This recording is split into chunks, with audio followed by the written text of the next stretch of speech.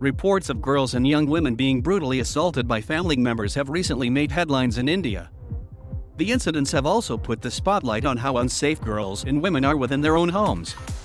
Last week, 17-year-old Neha Paswan was allegedly beaten to death by members of her extended family in the northern state of Uttar Pradesh because they didn't like her wearing jeans. She had kept a day-long religious fast. In the evening, she put on a pair of jeans and a top and performed her rituals. When her grandparents objected to her attire, Neha retorted that jeans were made to be worn and that she would wear it, her mother said. The argument escalated, resulting in the violence, she claims. Shakuntala Devi said as her daughter lay unconscious, her in-laws called an autorickshaw and said they were taking her to hospital. They wouldn't like me accompany them, so I alerted my relatives who went to the district hospital looking for her but couldn't find her. The next morning, Shakuntala Devi said, they heard that the body of a girl was hanging from the bridge over the Gandak River that flows through the region. When they went to investigate, they discovered it was Neha's. Police have lodged a case of murder and destruction of evidence against 10 people, including Neha's grandparents, uncles, aunts, cousins, and the auto driver. The accused have yet to make any public statement. Neha's father, Amarnath Paswan, who works as a day laborer on construction sites in Ludhiana, a town in Punjab, and had returned home to deal with the tragedy, said he had worked hard to send his children, including Neha, to school. Shakuntala Devi said their daughter wanted to be a police officer, but her dreams would never be realized now. She alleged that her in-laws were putting pressure on Neha to leave her studies in a local school and often chided her for wearing anything other than traditional Indian clothing. Campaigners say violence against women and girls within homes in a society steeped in patriarchy is deeply embedded and is often sanctioned by family elders. Girls and women in India face serious threats, from being at the risk of poeticide even before they are born because of the preference for sons, to discrimination and neglect. Domestic violence is rampant and on average, 20 women are killed every day for bringing in insufficient dowries. Women and girls in small town and rural India live under severe restrictions, with village heads or family patriarchs often dictating what they wear, where they go or who they talk to, and any perceived misstep is considered a provocation and must be punished.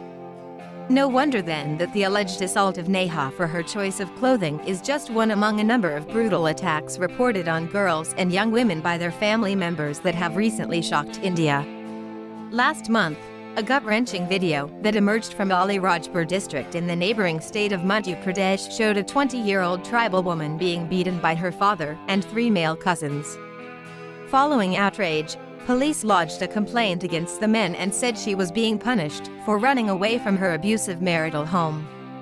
A week before the incident, reports said 2 girls were mercilessly beaten up by their family members for talking on the phone with a male cousin in the neighboring district of Dhar.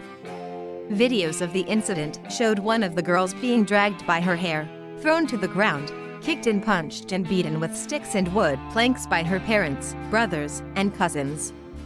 After the video went viral, police arrested 7 people. A similar incident, that also took place last month, has been reported from the state of Gujarat, where 2 teenagers were beaten by at least 15 men, including relatives, for talking on mobile phones, police said. Gender activist Ralni Shivhair says it's shocking that in the 21st century, we are killing and assaulting girls for wearing jeans or talking on a mobile phone. Patriarchy, she says, is among the biggest problems in India and points out that politicians, leaders, and influencers often make misogynistic comments that set a bad example, and the message of gender equality doesn't filter down to the community and family. The government says girls are our priority and announces grand schemes for their welfare, but nothing happens on the ground, Ms. Shivhair says. In the West, a child or a woman who's at risk within their homes can be moved to a shelter or put in foster care. The shelter homes and crisis centers in India are few and most are so badly run that no one would want to go live there. Our government needs to allocate more funds and improve their condition, Ms. Shivhair says.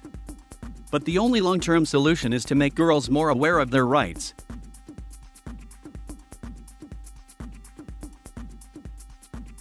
Thank you for watching.